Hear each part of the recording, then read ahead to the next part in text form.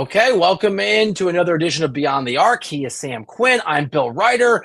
I'm wearing my Barcelona jersey to celebrate a huge Champions League victory on Paramount Plus. Make sure you subscribe and watch. A little plug for the company. We've got no Michael Malone for the Nuggets. We've got a brutal loss for the Warriors in the chaos of the Western Conference playoff picture. We've got a ton of things to get to. The Suns are eliminated. They finally been put out of their mercy. Felt like a mercy killing almost last night. But let's start, I guess. Sam Quinn, hello, welcome. With the emotional return for Luka Doncic, we had the tribute, we had the tears, we had the insane first half. He finished with 45, but got 31 of those in the first half. Made, I think, 6 of his 7 3-point shots in that half. I guess I'm going to go a little on a limb here. I think maybe that Luka guy could be good, and the Mavs might, have to sort of reconsider whether that was a good trade, man. You think? You sure? Yeah. Straight all NBA teams weren't enough? No? Unbelievable. It felt a little bit to me like one parent cheated on the other and then somehow got custody of the kid afterward. Like, nobody was happy in that building last night. Like, the fans were miserable. Luka was in tears.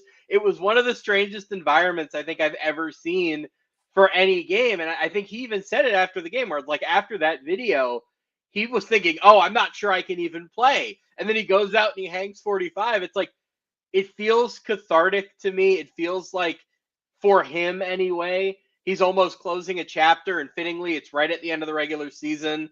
They're going to move on to the playoffs. And he even said after the game, like, I'm really thankful to these fans. I think it's time to move on. Hopefully now he can put that chapter behind him, and, like, now he's a Laker and they're trying to win a championship, and he's going to have a chance to win a lot of them there. I mean, not that I need to kick Nico Harrison and the Mavs and their new ownership group, Sam Quinn, while they're down, but let me just point out that in the aftermath of that trade and in the onslaught of, I think, rightful criticism and ridicule that came the Mavs' direction, there was an attempt, and it wasn't successful, but there was an attempt to get the narrative out from a Dallas perspective. Like, I can't swear because we're a CBS podcast, but a bunch of BS that was, and I had some people sort of try to sort of give it to me, and it was the old, dude, I know you lie to me sometimes, but, like, please don't insult my intelligence. One of the things was the conditioning of Luka Doncic. Okay, whatever. I mean, the conditioning issues of Luka Doncic or otherwise are going to be answered by how Luka Doncic plays. And he's already, as you noted, I think, answered those questions. But another thing that the Dallas tried to suggest was, well, we don't know if Luka wanted to stick around, and we're not sure next summer whether, what the maybe we didn't want to pay him, but maybe he didn't want to be here. I mean, it was very clear in watching that guy get emotional and ask for the towel and the tears. He was never leaving Dallas on any short timeline of his own accord. No, and even if he was, like, you think the Lakers aren't making that trade in July, right? Like, even if he comes out and says, like, I'm not re-signing, I want to get traded, I think the Lakers would have felt pretty comfortable giving up Anthony Davis, bringing him in, even if it was, quote-unquote, on a one-year rental, and you try to convince him, right? Like, worst-case scenario, then you kind of just reset, and you rebuild around Reaves and cap space in the future. Like, it was a terrible trade on so many levels. I think we've looked at this so primarily through the basketball lens of how do you break up a finals team 8 months after you almost won the title.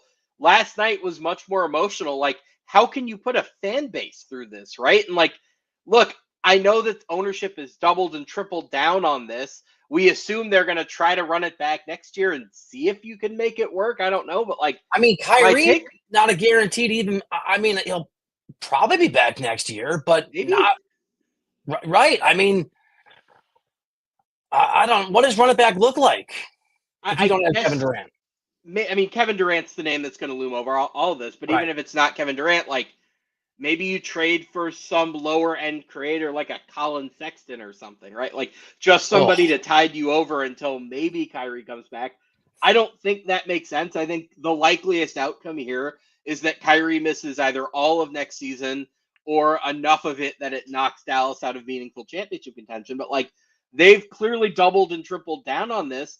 The feeling I came away last night with was, like, I think you have to fire Nico and Kidd, not just for the basketball of it, but because that fan base is never going to be able to forgive you until you do, right? Like, and even then, it's probably going to take years of rebuilding and getting to know, getting attached to other players. I just think, like, this is so far gone at this point. I don't know how you justify keeping anyone who was involved in that trade. I mean, it's already occurred to me, and this is not a likely outcome, but it's already occurred to me, if you're the ownership group, do you they're not going to do this, but it does cross my mind. So you just sell and just get out, because that ownership group is never going to be forgiven. And for me, the main look, it was really cool to see the tribute, and Luka's performance was phenomenal. And you and I discussed this on CBS Sports HQ before the game, and we both sort of said probably a big performance coming from Luka. But for me, the story of the night was the pain of the Dallas Mavericks, of their fans, of what that looked like. And you made the point they broke this thing up 8 months after they were in the finals. This is the second time in a generation where the Mavericks have broken up a team, because, and this is Mark Cuban, back in 2011, if I'm doing this right, when the Mavs came back and beat the Heat and beat LeBron James, Mark Cuban thought he was going to be able to position his organization to go get LeBron or guys like that in free agency, and he broke that team up. And I know that team was sort of a surprise championship team, but because I remember having an email exchange with him at the time where he basically called me an idiot. So this is the second time, if you're Mavs fans, that you've been in the finals. You won in 11. You obviously lost to the Celtics this past summer, and then you've pretty seriously reconstructed and changed your team. I mean, it's, for me, the story of the night last night was the heartache of Dallas fans. And to your point, there is no change in sight. There is no salvation in sight. Bill, you bring up the interesting point of maybe the owners selling. I don't know that is likely. I'll bring up a little bit of NBA history here. I believe it's the late 70s. I don't have all the names in front of me. We have had owners trade teams before. We have had owners, I believe it was John Y. Brown, trades the Celtics for the Buffalo Braves. They become the Clippers. If the NBA is going to expand to Vegas, I wonder if that ownership group would go to the league and say, look, we've paid for the Mavericks. What if you sell the Mavericks to an expansion owner and then we just take the Vegas team, right? Like, there were all those rumors about potentially them moving the Mavericks to Vegas. I don't think that made sense on a number of levels. I wonder if the situation is now so unpalatable for them in Dallas. Makes sense. That even that's something that you might consider, right? I mean, with breaking up the 2011 champions, I disagreed with it at the time. I understood the logic of it in that it was following a trend that was happening, right? Like, this was 1 year after the decision. I think there was a real sentiment in that moment that free agency almost every year moving forward was going to feel like it did in 2010, where there were going to be multiple stars coming up and there was going to be a ton of movement. And they looked at it and said, we have Dirk, we have no state income tax. Like, we have a chance to either get another star to pair with Dirk or get somebody to be the bridge star to the next generation. I disagreed with it, but I understood the logic of it. It just didn't work out. This was one where I don't know that there was any plausible defense for even in the moment. And 2 months later, it somehow looks even worse. And with Kyrie's injury, with Anthony Davis's age, how is this going to look in a year, right? Like, we've talked about this a few times. They don't control their first round picks from 2027 through 2030. The teams that own those picks are the Spurs, the Rockets, and the Thunder, all their immediate geographical rivals. Like, this has a chance not just to go down as the worst trade in NBA history from a functional, what you gave up versus what you got perspective. It has a chance to be one of the worst trades in NBA history, with the ripple effects, too, of creating champions all around you and costing you fans for a generation. Well, and producer Aaron, in my head, threw this up as I was thinking about it. Watching Austin Reaves on the floor last night and just being reminded of how well Austin has played since that trade, and you wrote about this, how do you not get Austin Reaves as a part of that deal? I mean, you shouldn't look.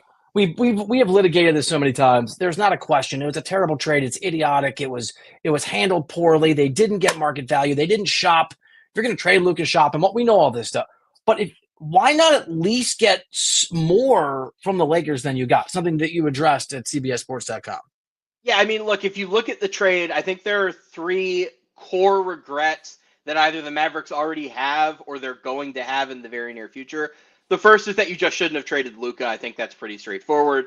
The second is that you shouldn't have traded Luka to the Lakers because they just weren't the team with the most to offer. But if you were going to trade Luka to the Lakers, the third is you have to get everything, right? You have to not just ask for Anthony Davis, but you have to ask for Austin Reaves, for all the picks, for Dalton Connect, whatever. Like, I think all of that is straightforward. They bungled every element of this trade negotiation. But I wonder if in a year or in 2 years they look back and they have a fourth significant regret here, which is Austin Reaves going to have more trade value in 2026 and 2027 than Anthony Davis does, right? Like that would have seemed utterly insane 2 months ago. He's still a worse player than Anthony Davis, I think pretty clearly, but like since LeBron got hurt in Boston, Austin is averaging 25 points on 50, 40, 90 shooting, right? Like he is clearly moving on an all-star trajectory. He has a pretty clean bill of health in his career. He's 5 years younger. Right now, he's got a much lower cap hold. So obviously that gives you much more flexibility in building your team. Davis gets hurt in his first game in Dallas. He has the lengthy injury history in the past.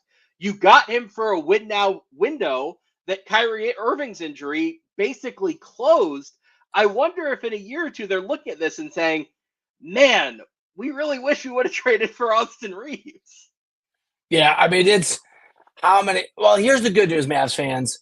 Maybe we'll stop focusing on the trade a little bit as this game is now behind us. Luka's return is behind us, and we get into the actual NBA playoffs. Speaking of which, we've got the Nuggets minus Malone and Harrison Barnes revenge moment coming up when we return in just a moment here on Beyond the Arc. She knows,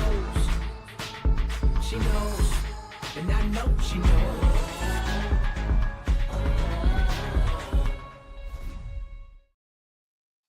All right, welcome back into Beyond the Arc. I'm Bill Ryder. He is Sam Quinn. You can download and follow the show wherever you get podcasts. You can leave us a 5-star review. Please tell your friends, spread the word. You can also watch us live most days at noon Eastern time right now, though we're going to be doing a lot of shows after games and moving things around a little bit with the playoffs. So just push that notifications button on YouTube, on our YouTube channel. You can subscribe and we'll tell you whenever stuff is going on. What do you want to start with? The debacle of the Suns finally being official, or do you want to start with Denver minus their head coach?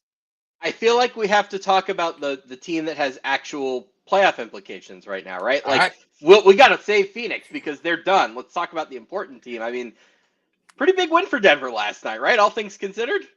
Yeah, very big game. Dave Adelman gets to step into those shoes for at least, a few games. Nuggets look like they're going to be able to avoid what felt like a potential play-in situation. It's not apples to oranges, but when Memphis fired Taylor Jenkins, they lost 3 in a row, right? So there's never a guarantee that you're going to get whatever sort of response the people in charge are looking for. Nice win. And does this change? Let me ask you this. What is your view of the Nuggets in terms of what they can or can't accomplish in the playoffs, and to what degree, if any, has it changed in lieu of this shakeup by the Kroenkes? Yeah, I just don't think the roster has it this year, and I didn't think it had it, pretty much all year, especially these last few months. I was open to Jokic being such a unique force that, like, if anyone was going to beat Oklahoma City, I thought maybe it could have just been the best player. I didn't think it was likely, but my feeling now is generally the same, where you bring the best player into any series and you do have some theoretical hope. The odds are relatively low. I did feel over the last few months, the problem was not coaching, right? Number one, it was roster, it was depth. It was the fact that after that starting lineup, they just didn't really have anything. The second problem that had become really apparent, especially if you've been listening to Michael Malone's press conferences, was that they just weren't executing on defense, right? That was a combination of personnel, but also like effort. It certainly looked like the team was kind of disengaged in those last few weeks with Malone. So, look, I tend not to think that inserting an interim coach with 3 games left on the schedule is going to boost your playoff odds. I think in their specific situation, where the thing they needed more than anything was like a wake up, a jolt of energy, I kind of get it. I'm not going to pick them to win the West. Depending on their matchup, I might not pick them to win in the first round.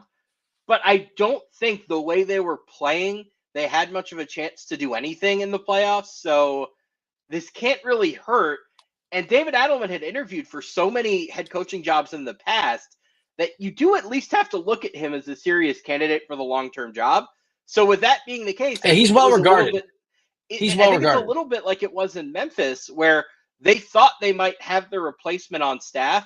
You can't really fairly assess somebody in such a short sample, but might as well do it and see what happens if you're not going to win the title anyway. let's not assign competence to the Cronkies, right? I mean, I hear what you're saying. I just don't know that they're operating as an organization that's particularly well run. I don't. Some things that you just can't apply logic to, even if the decisions have been made. You said something that I just find really interesting. I've been talking, as I have to for part of this job, to executives and coaches about a bunch of stuff, and most of them like the Thunder and scoff at the idea that you would take them over the field. Most of them feel like the Thunder are really good, but they haven't proven it. I want to see it. And most writers who are more analytically inclined, Tom Haberstroh is a friend of mine, John Gonzalez, who's not here today, but here most days, you think it's the Thunder that they're gonna push through. And yesterday, Avery Johnson and Rip Hamilton on HQ both sort of scoffed at. Neither of them think the Thunder are going to make it to the finals. I want to dive into this a little bit more. Is your sort of sense of certainty, your confidence in Oklahoma City more about, I know both, but more about the fact that the Thunder are that good, or the fact that as much as there's depth in the Western Conference, there is not a second big dog the way there is in the Eastern Conference? A second team to go, that makes sense. It's a little bit of both now. I think a lot of the skepticism surrounding the Thunder is that they just haven't done it, right? You hear about the age, they're the youngest team in the league, the lack of playoff experience. I think that's a big part of it. Let me just throw in real quick. Let me just so you can answer it. I mean, I think some of the other things people will say, right or wrong, is they don't think Shea is going to get the calls that he gets in the regular season. A lot of people think that Shea is going to be much more sort of ISO-centric in the postseason. He's going to be easier to shut down because there's not a secondary superstar. You could probably push back on that with Chet, but that's another argument that I think Rip, maybe Avery, was making. So I think, it's they haven't done it, but there's also some basketball things where there are some people that are skeptical that Shea is going to be able, by himself, as the lone superstar in this view, be able to battle multiple teams that are going to have two. Yeah, no, I see where they're coming from. And on that front, what I would say is the regular season is about strengths and the playoffs are about weaknesses.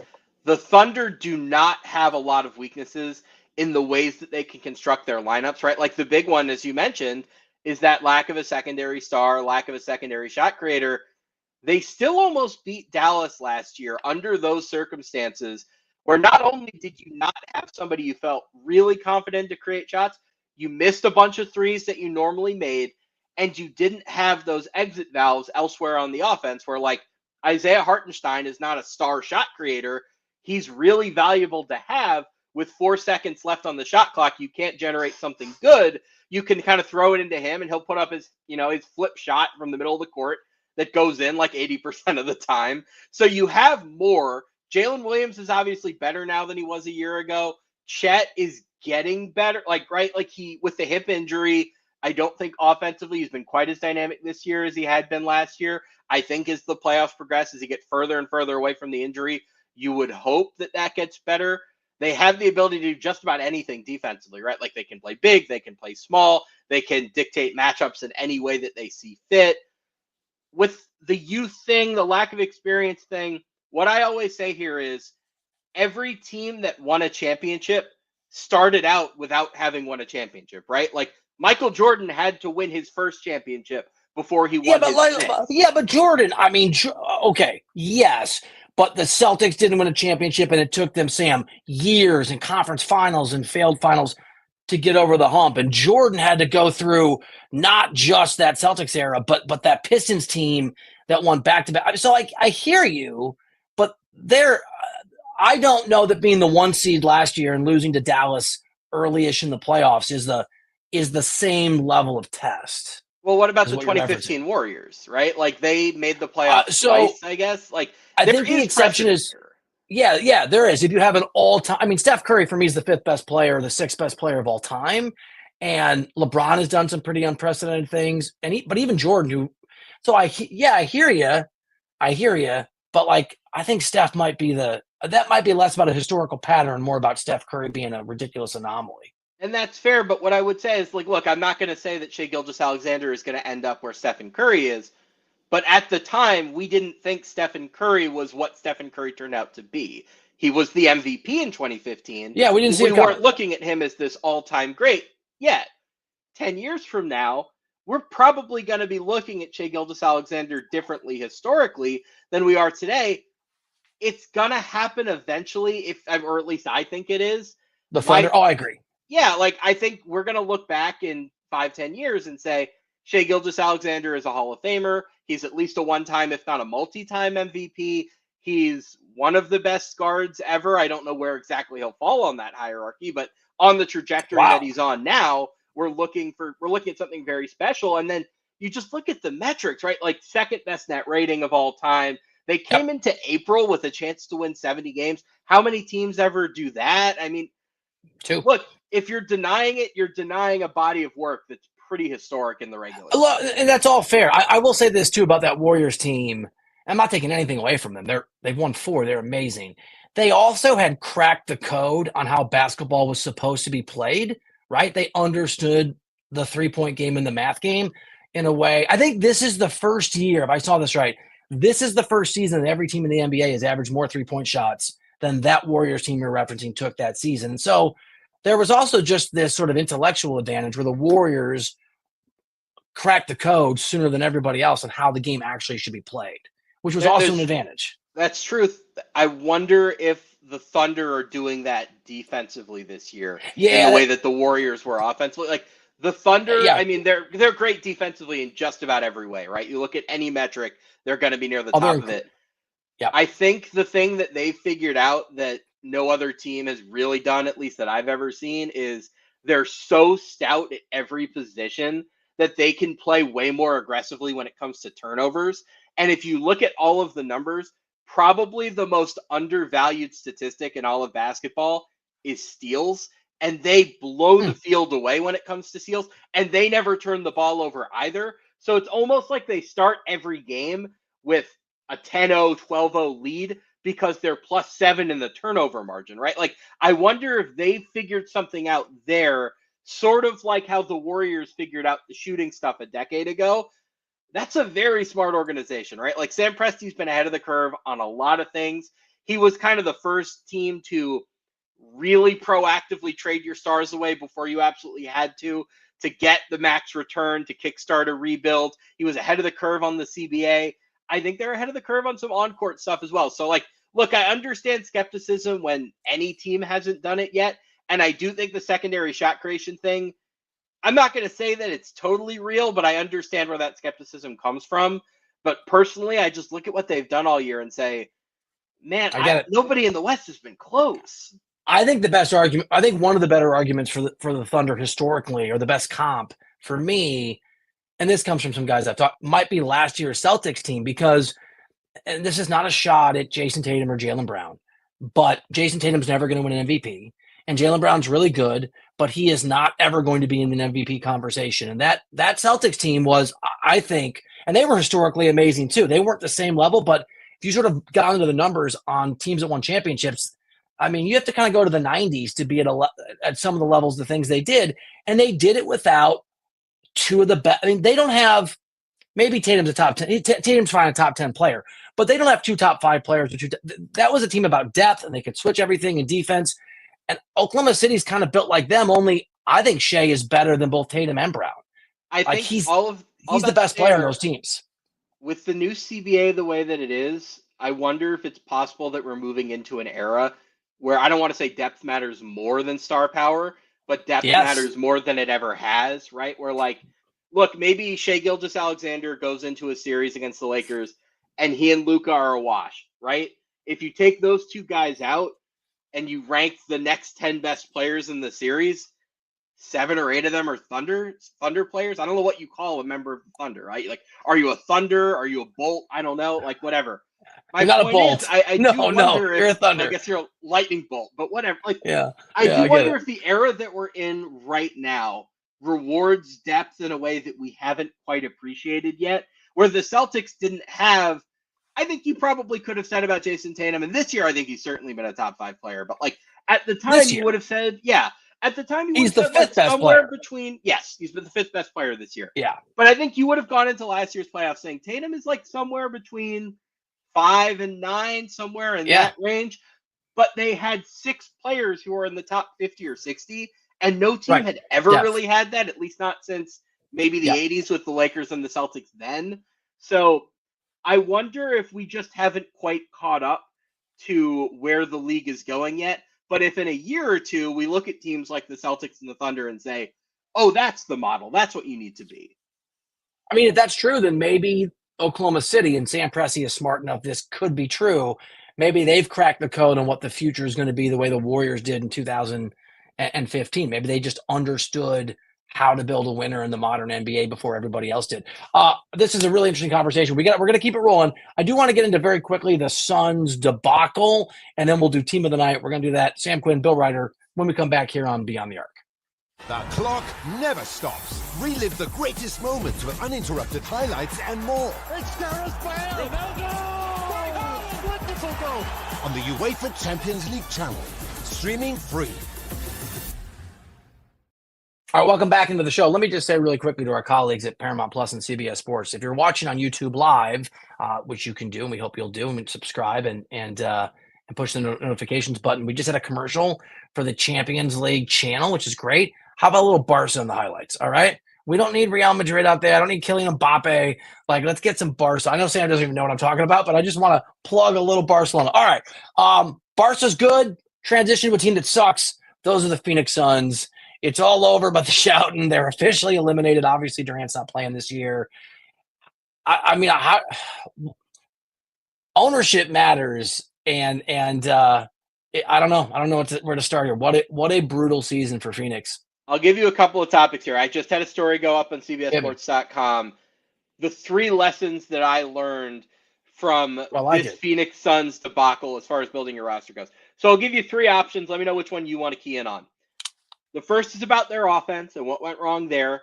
The second is about the ways in which they made trades. And my theory is that they got rushed into making trades. And then the third relates to their issues with coaching. What interests you most among those 3 topics? Wow, it's a buffet of brutality. Let's go with I'm more interested in how they can fix this. So let's go with their issues with trades, and maybe we can transition to what do you do now? Okay, so the trade I really keyed in on that front was the DeAndre Ayton trade, right? Where, look, I'm sure you know all the stuff that was going on behind the scenes. A lot of it might be lost history. It was bad. I'm not denying that. That relationship might have been fractured beyond repair. They were so eager to trade DeAndre Ayton that based on reporting from Woj, they agreed to trade him without knowing what they were getting back, right? It was part of the Damian Lillard trade where they were hearing from, I think it was Portland who was telling them, oh, you're going to like who you get back. You're going to like who you get back. Trust us, trust us. And it turns out to be Grayson Allen. Well, look back on that trade now. Obviously, getting Yusuf Nurkic was a disaster. He made no sense for them at the time. It only got worse from there. Getting Grayson Allen didn't really help them much. He was good, obviously, and he did what they expected him to do, but he was really redundant with the guys that they had. Look at what they gave up. Yes, DeAndre Ayton, kind of a mess, probably better than Yusuf Nurkic, but they also gave up Toumani Camara. If they had just been patient, if they had just seen what they had, and maybe started the season with Ayton, seen if you could have salvaged it with a new head coach and a new roster and a new owner, you might have found out that Toumani Camara was one of the best defenders in the NBA, and that could have gone a long way towards making your defense viable. So I think a big problem that they had was that they were too eager. Matt Ishbia takes over the team during deadline week of 2023 or 2022, whichever one it was. He takes over the team deadline week, and a matter of days later, they've traded everything for Kevin Durant.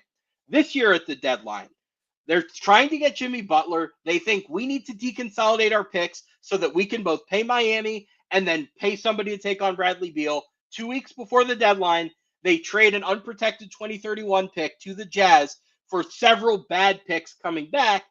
All they get out of those picks, at least so far, is dumping Yusuf Nurkic. So you just go up and down. You look at the moves that they've made. All of them have been rushed. They've made them without knowing what comes next, without having a coherent plan. And when I look at what Matt Ishbia has said, both before this season and leading into this offseason, it doesn't feel to me like he has a really coherent plan on what comes next, right? Like he said, we're keeping Devin Booker. My question would be, to what end? You know, it seems like they're probably going to trade Kevin Durant. I don't know what he's worth as a 37-year-old. So if you're asking me what I would do to fix this, I don't have a great answer. I guess where I would start, I don't know why it makes sense to keep any of these guys, right? Like, say you keep Devin Booker and you try to rebuild around him. Is having the 18th best player in the world at age 28 with no picks and nothing around him really all that encouraging? That kind of just feels like you're going for a different flavor of mediocre. All right, so I was going to ask you earlier in the show, sort of to rank, despite, including the circumstances, who would be the three teams, your power rankings of Western Conference teams, if it's not the Thunder. We didn't get to it, but this was largely sort of predicated on the Lakers are basically going to be the 3 seed. They've all but locked that up. They're going to be there, and so they're going to avoid the Thunder until the conference finals if they can win their series. And the Warriors, who producer Aaron tells me after last night's debacle against the Spurs. I mean, you're playing a team that's trying to lose. They're not playing anybody. There's no Wemby. There's no De'Aaron Fox. Harrison Barnes has his revenge game, his revenge shot over Jimmy Butler, and pushes the Warriors now to 57% according to the models to be in the play-in. Does this – I mean, look, Memphis has a tough road ahead.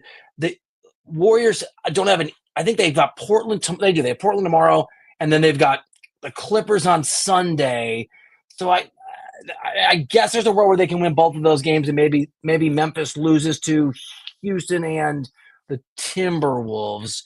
How do you – let's assess the Western Conference sort of playoff picture here through this venue. How much are you down on the Warriors now, just given the likelihood, the possibility they're going to be a play-in team? I look at this and I say you don't want to mess with the play-in, right? Because there's the danger of falling to 8 and playing the Thunder or missing the playoffs altogether as they did last year. I do wonder if in the end, if they can be 7 and win that first play-in game and get the Rockets in the first round instead of the Lakers, I think that's probably preferable to them. I think that's an easier matchup. Now, I'm going to take, just to jump in, I'm going to take whoever the Rockets play. I'm taking the other team in the first round. I've been on that train as well. I think maybe Memphis is the one team I would take Houston over. I just don't think they can score, right? That being said, they can't. They played the Warriors, what was it, less than a week ago, and Amen Thompson, my defensive player of the year, held Stephen Curry to 3 points. By the way, like, one of the little bits of justice in this Warriors loss last night is not great for the old Defensive Player of the Year campaign from Draymond Green, who's been trying to steal this award from guys who were better for the entire year. So justice for Amen Thompson, justice for Evan Mobley, justice for whoever. Ultimately, I think if they can avoid the Lakers, that's probably their first priority. I know you don't want to risk the play-in. If they could get a good point. That would be great. But if you end up at 7, I don't think that's the worst thing. The problem is, this, one game is NBA Russian roulette. I mean, you can lose. And by the way, it's not like the Kings or a battered Mavs team is going to be the 7-8. You're going to play the Timberwolves or the Grizzlies. You're going to play somebody who's good. You can lose that game. You can lose one game. They've lost a play-in game to the Grizzlies before. It's happened. Right. Like, that's totally feasible. Anything can happen in a single game setting. So I'm not saying you intentionally fall down to 7. I'm just saying if that's where you I understand the possible silver lining. There is if you can win, but that silver lining is there for whoever they're obviously in that 7-8 seed, right? Like it's still a huge risk if you fall. It is really funny if you look at last year, we kind of went through the same thing with the Spurs where they win one huge game at the end of the regular season and it totally shakes up the snow globe, right? Where I think it was the last Friday of the regular season where who they beat? The Timberwolves? They beat Denver, and that knocked Denver from 1 to 3, and then they're on the road for Game 7 in Minnesota, and they lose. Or was that game in Denver? I honestly don't remember at this point. But they at least fall from 1 to 2, and it forces Denver to play Minnesota in the second round.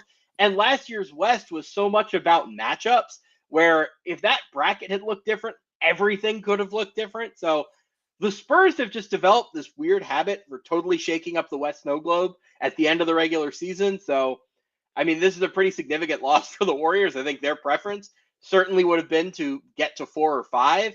And now that's, I don't want to say off the table, but far, far less likely.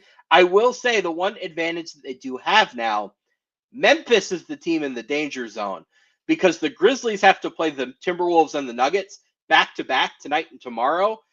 They could easily lose both of those games. Even if they lose one, the Warriors have the tiebreaker. So I think for now it feels a little bit likelier to me that the Warriors are 6, but look, we've seen this snow globe shake several times. I don't know where we're actually going to end up. The chaos, I love the chaos. Okay, quickly here, who's your team of the night? I'm going to go with Denver. I think getting that win, especially after Memphis starts 0-3 without Taylor Jenkins, I think the Nuggets should get some credit for pulling themselves together, especially without Jamal Murray against the Kings. Now, the Kings aren't a great win, but when you don't have Jamal Murray, when you have all of this drama, it's a good win. Jalen Pickett, another big game. Interestingly, he plays quite a bit last night. I think 31 minutes. Russell Westbrook plays 17. Is this going to be something that carries into the playoffs? Has Jalen Pickett taken the backup point guard job away from Russell Westbrook? Yeah, one of the sources of tension, perhaps, it was reported between Malone and Booth, both of whom are obviously gone. I'll go with the Clippers, a team that I've never doubted. That is total sarcasm. From the very first game, I have been mean to the Clippers. Another win, a really good one. Offense looked great when Kawhi's out there and he's playing. He looks, God, I shouldn't believe it. I got to just stop. But he looks like Kawhi, and just the Clippers are another one of these sneaky teams that everything can move. But if the Clippers play a sort of demoralized and not particularly good Denver team, 100% could see him getting through. I could see the Clippers just keeping it rolling. Bill, I think we went through the exact same arc with the Clippers where we came into the season thinking, oh, they're done. And then as we watched them and then as Kawhi got healthier, it just went from like, oh, they really might have something here. So, yeah, I do think they're like the stealth championship contender in the West. They're one of the teams that I would be a little bit scared of if I were the Thunder. So, totally good team in that. I do want to point out another big game from Reed Shepherd last night, 20 points, starting to come on. My number one pick in last year's draft is starting to show signs of life. Your guy. Another big night for him. Another big Beyond the Arc for us. Please remember to subscribe wherever you get your podcast. Download, listen, give us a 5-star review. Push the little notifications button. It's a little bell on YouTube, on our YouTube page, where you can figure out and find out when we're doing live shows. We're doing them at night a lot, post game, a lot going on here on Beyond the Arc with the NBA playoffs and play-in tournament right around the corner. For Sam Quinn, I'm Bill Ryder. Go Barcelona has nothing to do with the NBA. Thanks for listening, and we'll see you back here tomorrow on Beyond the Arc.